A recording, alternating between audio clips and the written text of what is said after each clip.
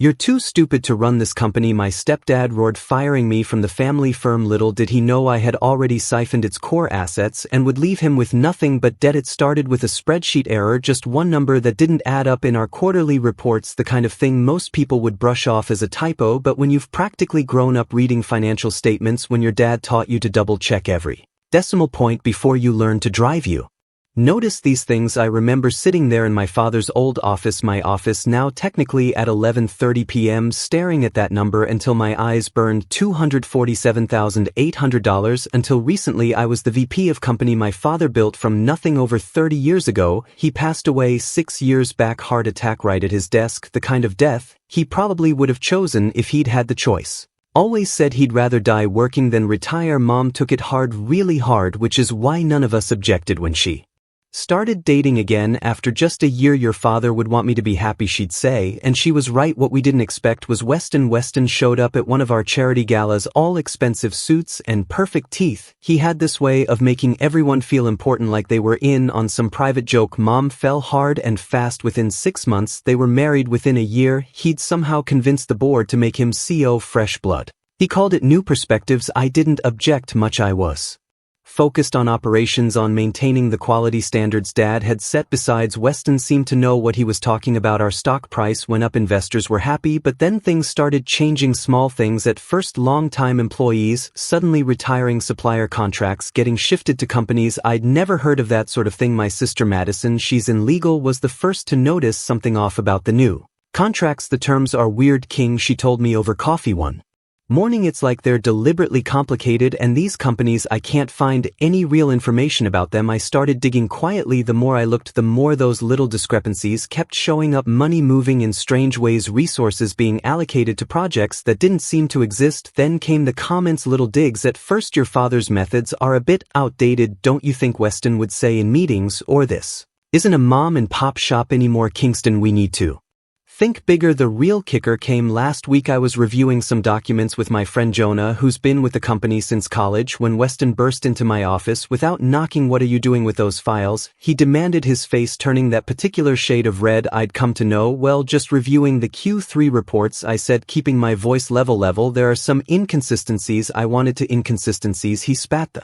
word like it was poison. "The only inconsistency here is having someone like you in a position of authority. You're just like your father, stuck in the past, too scared to take real risks." Jonah tried to intervene, but Weston wasn't finished. "You think I don't see you sneaking around questioning my decisions? This isn't your father's little workshop anymore. This is a real company now, and it needs real leadership." I stayed quiet, which only seemed to infuriate him more. My silence had always bothered him. Dad taught me that sometimes the best response is no response at all. "You know what?" he continued, his voice rising. "I've had enough. The board meeting next week. I'm recommending your immediate termination. Let's see how well you understand business when you're out on your ass." He stormed out, leaving the door open behind him. Classic power move. Jonah let out a low whistle. "You okay?" I nodded, pulling up the file I'd been reviewing before the interruption. "You still have access to the backup servers, right?" "Yeah, why?" "Because," I said, turning my screen to show him the transaction records I'd been piecing together. "I think I finally know where that missing $250,000 went, and it's just the tip of the iceberg." Mom called that night. She was crying. "Kingston, please just apologize to Weston. He says you've been causing problems, questioning his authority. Can't you two just get along for me?" I thought about telling her everything right then about the missing money, the shell companies, the pattern I'd started to see, but I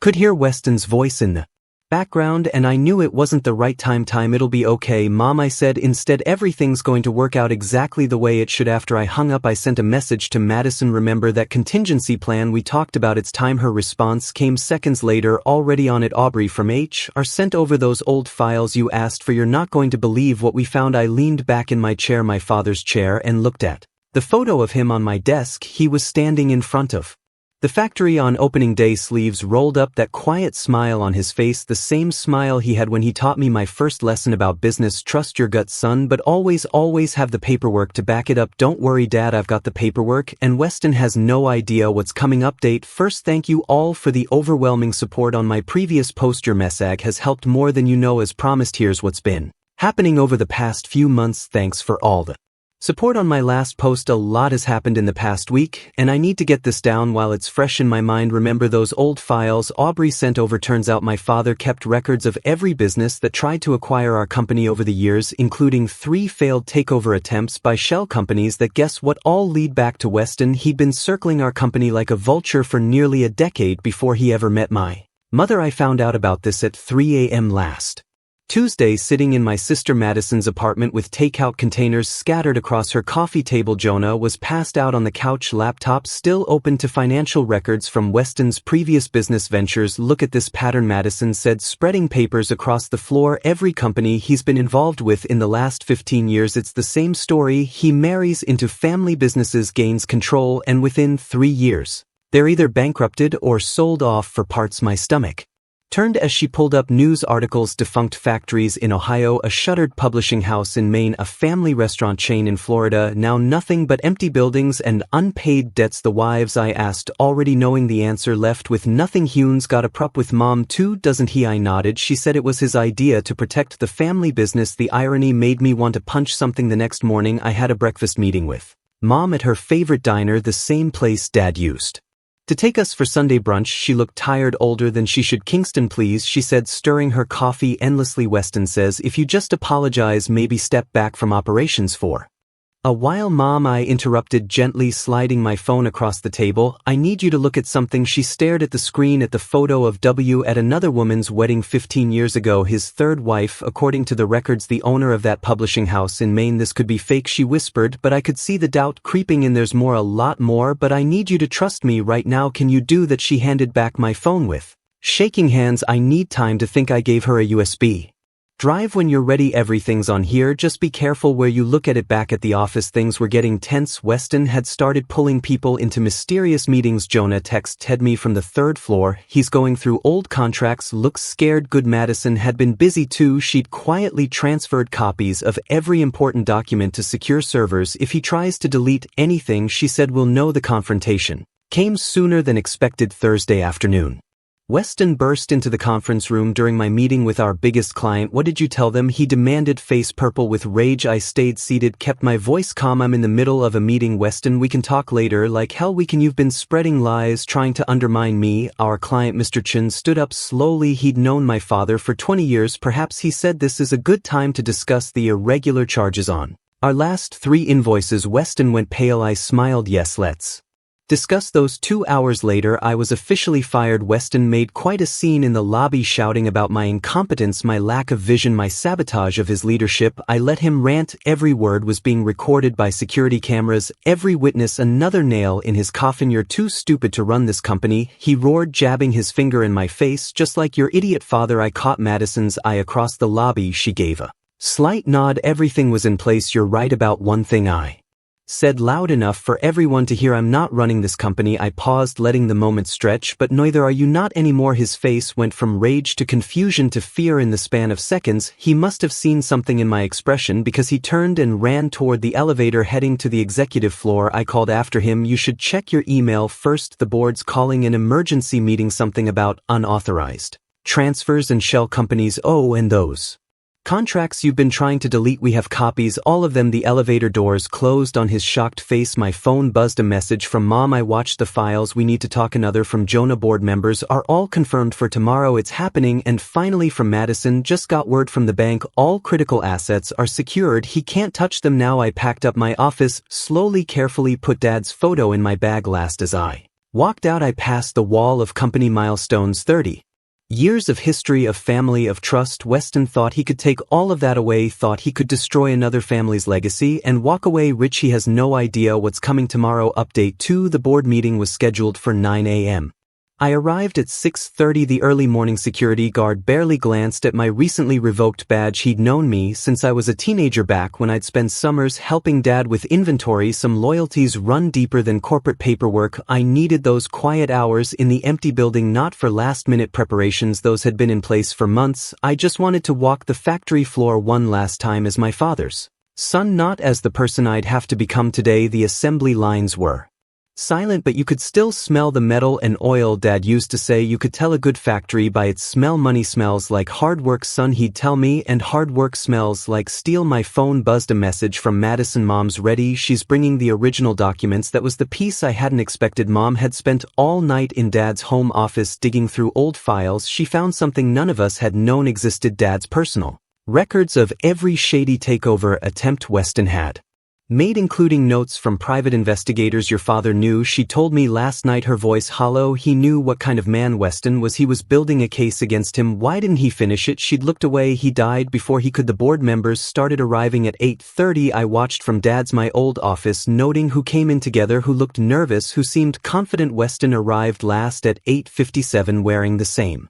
suit he'd worn to marry my mother. The meeting started exactly on time. Jonah had insisted on that. Everything by the book, he'd said. Give him no procedural grounds to contest anything. Weston took his seat at the head of the table, that practice smile fixed on his face. I know yesterday's incident has caused some concern, he began, but I assure you, before we continue. Our longest-serving board member interrupted. We have some items that need immediate attention. She nodded to her assistant, who started distributing thick folders to everyone present. I watched Weston's face as he opened his copy, watched the exact moment he realized what he was looking at. These documents, she continued, detail a pattern of financial misconduct that demands immediate action. Weston's laugh sounded forced. These are obviously fabricated. Kingston is just bitter about his termination. The documentation comes from multiple sources. Another board member cut in, including your previous business ventures. That's when Mom walked in. She looked different, stronger. She was carrying Dad's old briefcase, the one he'd used every day for 30 years. I think, she said quietly, you should see these too. She placed a stack of papers on the table. My late husband's personal investigation into your activities, dated 3 years before I ever met you. The blood drained from Weston's face. He started to stand, but Jonah was already there, placing a hand firmly on his shoulder. Sit down, Jonah said softly. We're just getting started. The next 2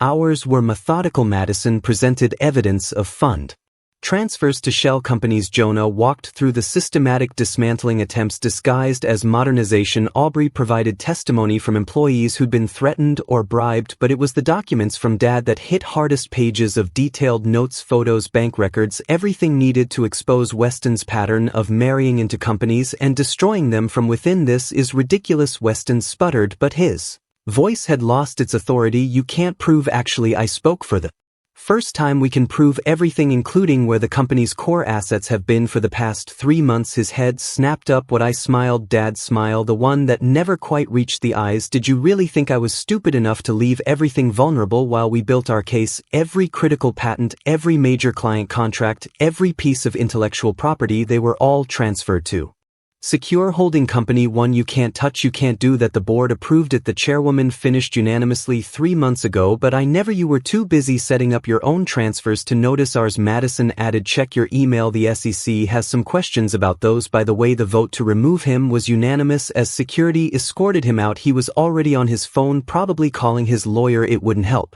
We had everything documented, everything legal, everything witnessed. Mom watched him go, twisting her wedding ring. Without a word, she took it off and placed it on the table. The next few hours were a blur of paperwork and procedures. By afternoon, the company had new leadership, new safeguards, and a clear path forward. Dad's company would survive. His legacy would continue. I found myself back on the factory floor as the day shift was ending. The familiar sounds of machinery powering down, of workers heading home, of a day's honest work completed. A text from Madison broke my You need to see this. Weston's other victims are coming forward, all of them. Another from Mom, come home for dinner. There's something else in your father's files we need to discuss. And finally, one from unknown number. This isn't over, boy. You have no idea what you've started. I smiled, breathed in the smell of steel and victory, and headed for the exit. Let him try whatever he was planning. We were ready. Final update: the real revenge, as it turns out, wasn't in the takedown, it was in what came after. I'm writing this from my father's old lake house where we used to spend summers when I was a kid, the same place where 3 days ago Mom found the last piece of Dad's investigation hidden in a false bottom of his tackle box. But I'm getting ahead of myself. Let me back up to that dinner Mom invited me to. She was waiting with an old leather journal, Dad's private records. There's something you need to see, she said, pushing it across the table. Page 47. It was a list of names, dozens of them, each one connected To a company Weston had destroyed, but these weren't just business records, they were people, workers who lost pensions, families who lost homes, lives he'd ruined while walking away rich. Your father, Mom said quietly, was building a network connecting victims, building a case big than just our company. I stayed up all night reading. Dad had everything: contact information, statements, evidence of fraud going back 20 years. He'd been preparing for the day Weston might target our company. The next morning I started making calls. It snowballed faster than any of us expected. Madison's phone wouldn't stop ringing with people wanting to come forward. Jonah had to set up a separate email server just to handle the incoming documentation, but the real surprise came from the tackle box. Kingston, Mom said when she found it. I think your father knew he was long before the heart attack. This was his backup plan. Inside was a USB drive and a letter. Dad had been working with federal investigators building a RICO case. The drive contained everything they needed except for one key piece of evidence that only Weston himself could provide, which he did beautifully when he tried to retaliate. The threatening text was just the beginning. Within days, Weston started moving money, big amounts, exactly as Dad predicted he would. Hugh's running his usual playbook, Jonah said, watching the transactions flag on our monitoring system, trying to hide assets before the lawsuits hit. I smiled. Is he using his regular channels? Every single one perfect. See those channels? We'd identified them months ago. Every transfer, every shell company, every offshore account. The feds were watching all of it, waiting. They moved on a Wednesday morning. I was in a meeting when Madison burst in, grinning. Turn on the news. The headlines were beautiful: multi-state financial fraud ring exposed. Weston's face was everywhere, but he wasn't alone. His entire network, the lawyers, the accountants, the fake companies, all of them caught in the same net. His Perwalk made the evening news, still wearing that expensive suit, but no smile this time, no smooth talks, just handcuffs and federal charges. But here's the part that would have made Dad proud. We didn't just take Weston down, we're rebuilding what he destroyed. Remember that holding company where we secured our assets? Turns out it's the perfect vehicle for helping other families recover their businesses. Madison's working with a team of lawyers using our resources to help Weston's previous victims reclaim what they lost. The publishing house in Maine reopening next month. The restaurant chain in Florida, the original family, just got their locations back. That factory in Ohio, its workers are getting their pensions restored. Mom's doing better. She's turned her experience into something positive, starting a support group for others who've been manipulated by predatory partners. There's healing and helping, she says. Yesterday I found her in Dad's office looking at old photos. He would be proud of you, she said, not just for saving the company but for finishing what he started. I picked up his photo from the desk, the one from opening day. We did it together, I said, just like he would have wanted. This morning I got another message from an unknown number, but this time it wasn't a threat. Thank you, it read. My father lost everything to Weston 10 years ago. He didn't live to see justice, but I know he's resting easier now. There were dozens more like it, each one a reminder of why we fought so hard. Weston's preliminary hearing is next week. The evidence is overwhelming. His lawyers are already talking plea deal, but the feds aren't interested. They want to make an example of him. As for me, I'm sitting on the lake house dock watching the sunset, the same view Dad loved. Tomorrow I'll go back to running the company the right way, the way he taught me. But tonight I'm just a son who finished his father's fight, and somewhere I know Dad's smiling, that quiet smile of his, the one that says everything's exactly as it should be.